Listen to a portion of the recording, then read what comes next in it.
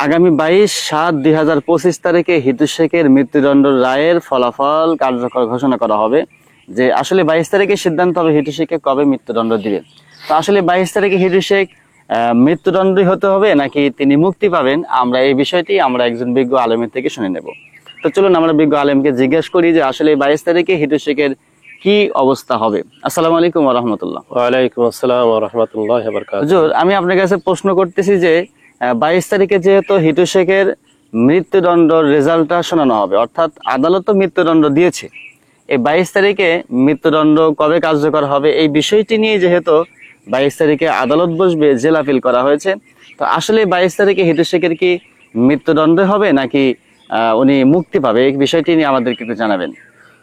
আপনি যে প্রশ্ন করেছেন যে হিটু শেখের যে মৃত্যুদণ্ডের রায় উচ্চ আদালত, বিজ্ঞ আদালত যে রায়টা দিয়েছেন হিটু শেখের যে মৃত্যুদণ্ড, এখন বিষয় হচ্ছে যে হিটু শেখের পক্ষ থেকে তার মেয়ে এবং মা তারা বলেছে যে আমরা জেল আপিল করব, উচ্চ আদালতে গিয়ে আমরা জেল আপিল করব।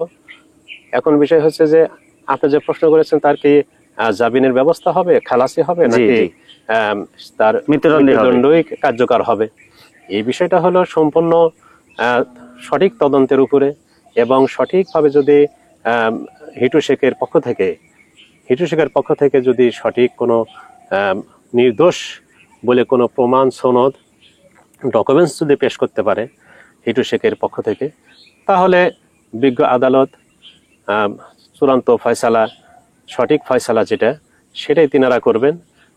যদি আসলেই হিটু শেখের মেয়ে হিটু শেখের পক্ষ থেকে যদি তাকে নির্দোষী বলে সাব্যস্ত করতে পারে, প্রমাণ আদিল্লা যদি পেশ করতে পারে, তাহলে বিজ্ঞ আদালত, হাইকোর্ট, উচ্চ আদালত এটা ফয়সালা দিতে বাধ্য হবে যে হিটু শেখের খালাসি। এটা সম্পূর্ণ তাদের সঠিক তদন্তের উপরে এবং সঠিক তাদের কোনো নির্দোষীর যদি কোনো প্রমাণ সনদ যদি সঠিকভাবে পেশ করতে পারে, তাহলে উচ্চ আদালত তাকে খালাসি দিতে বাধ্য থাকবে। আচ্ছা।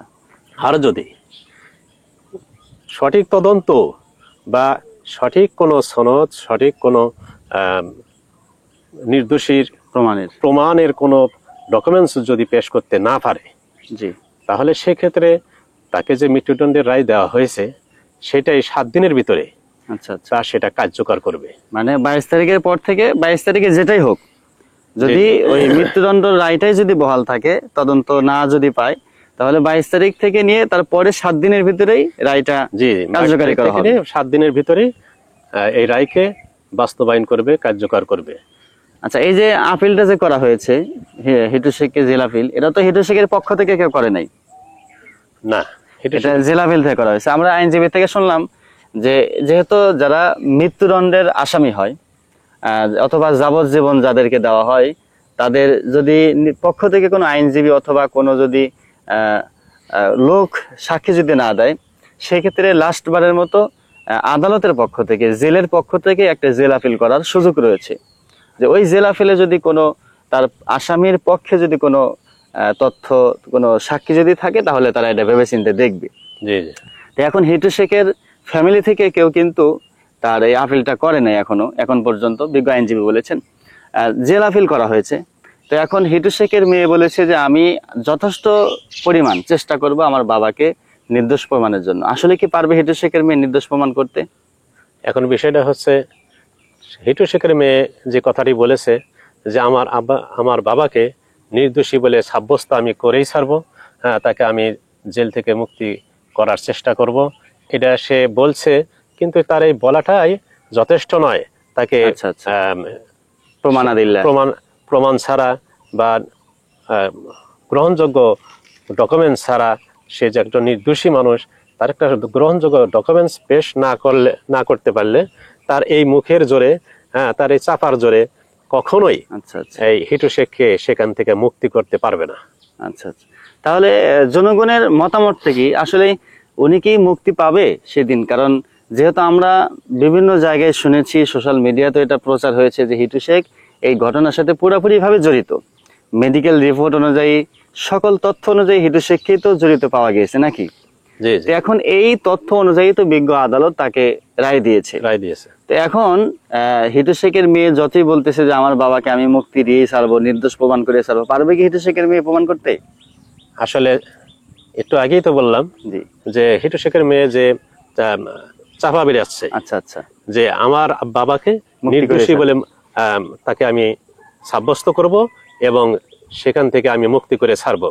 আর দেশবাসী সকলের কাছে ভাইরাল হয়ে গেছে এবং এলাকাবাসী, হিটু জি। শেখের বাড়ির আশপাশের মানুষ সকলের থেকে কোর্ট আদালত গ্রহণযোগ্য সনদ, গ্রহণযোগ্য তাদের থেকে মতামত পেয়েছে এবং সঠিক তদন্তর মাধ্যমে এই ফয়সালাটা হয়েছে। এবং যে মেডিকেল যে সার্টিফিকেট, রিপোর্টটা। হ্যাঁ, মেডিকেল সার্টিফিকেটের যে রিপোর্ট, এই রিপোর্ট অনুযায়ী সব রিপোর্টকে একত্র করে গ্রহণযোগ্য মাধ্যমে, গ্রহণযোগ্য সনদের মাধ্যমে, গ্রহণযোগ্য আপনার নির্ভরযোগ্য তদন্তের মাধ্যমে তাকে এই ফয়সালা দেওয়া হয়েছে। আচ্ছা, এখন যদি হিটু শেখের মেয়ে নিজের চাপার জোরে যদি বলে যে আমি আমার বাবাকে নির্দোষী বলে প্রমাণ করব, তাকে আমি মুক্তি করে ছাড়বো, এটা মুখের জোরে হবে না, এটা সম্পূর্ণই কাগজ কলমে এবং সঠিক তদন্তে সঠিক প্রমাণ যদি নির্দোষী বলে সাব্যস্ত করতে পারে, তাহলেই কোর্ট সেই সঠিক ওই তদন্তের উপরেই তারা ফয়সালা দিবে, ফয়সালা দিতে বাধ্য হবে। তবে এমনি হিটু শেখের মেয়ে তো আপিল করতে পারবে, যেহেতু অবশ্যই আপিল করতে পারবে, যেহেতু বিজ্ঞ আদালতের পক্ষ থেকে, হাইকোর্ট থেকে এই সুযোগটা দেওয়া আছে যে যার যখন মৃত্যুদণ্ডের রায় হয়ে যায় বা যে কোনো একটা রায় যখন ঘোষণা হয়, এরপরে তাকে একটা সুযোগ দেওয়া হয় যে আপিল করা, জেল আপিল হোক বা যে কোনো একটা আপিলের ব্যবস্থার কোর্ট থেকে দেওয়া আছে। তবে আমি দেখেছি যে আপনার যত আসামি হোক না কেন, আসামির কিন্তু বিপরীত পক্ষে আইনজীবী থাকে এবং আসামির পক্ষেও আইনজীবী থাকে, উকিল থাকে, কিন্তু হিটু শেখের বেলায় হিটু শেখের পক্ষে কোনো উকিল দেখলাম না। এটার কারণটা কি? কেন তার পক্ষে কোনো উকিল সাপোর্ট দিল না তাকে? আসলে উকিল সাপোর্ট দেয়নি, তারাও বুঝতে পারছে যে আসলে এই ঘটনাটার সাথে সে জড়িত আছে, তার সঠিক প্রমাণ পেয়েছে সরকার, কোর্ট আদালত এটা সঠিক তদন্ত করে সঠিকভাবে সেটা তারা উপস্থাপন করছে, বিধায় তারা এই তার পক্ষে মিথ্যার আশ্রয় নেওয়া এটা তারা সমীচীন মনে করে নাই।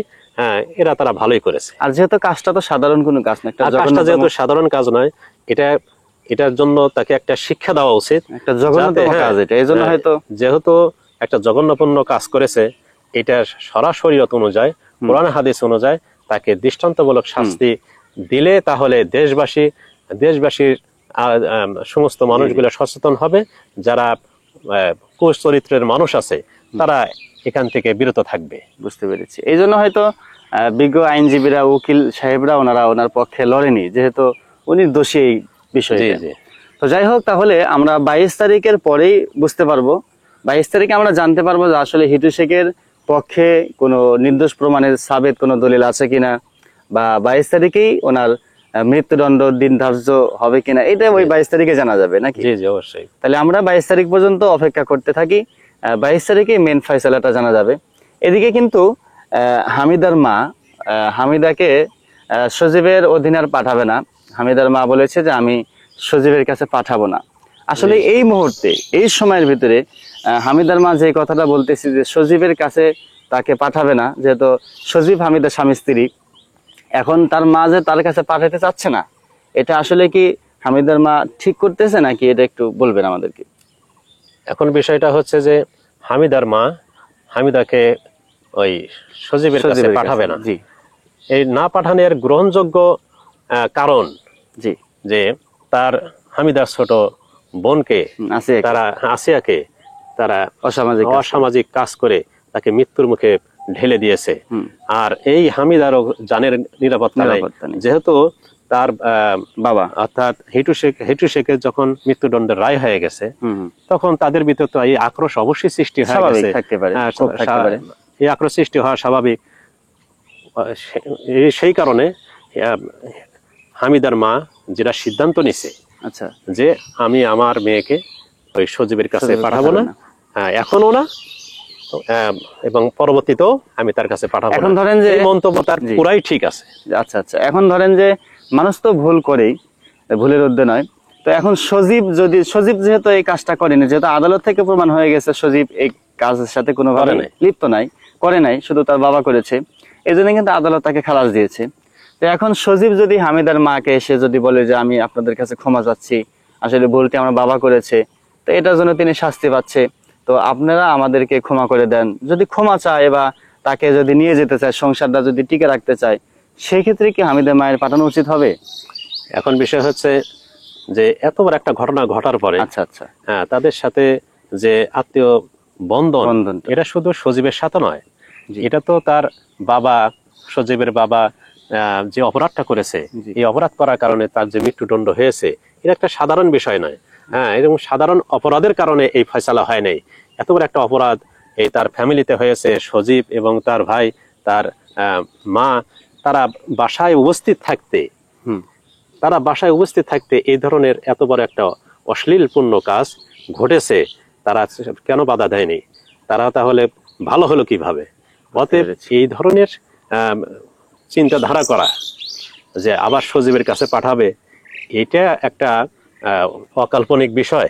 এটা আমিও করব না, আর একজন এই ধরনের সিদ্ধান্ত নিতে পারে না। অতএব হামিদার মা যেটা সিদ্ধান্ত নিচ্ছে এটাই যে ঠিক আমার আছে। মেয়েকে আমি পাঠাবো না, এটা তার সিদ্ধান্তটা যুক্তিযুক্ত কারণেই জি, ঠিক জি। আছে। বুঝতে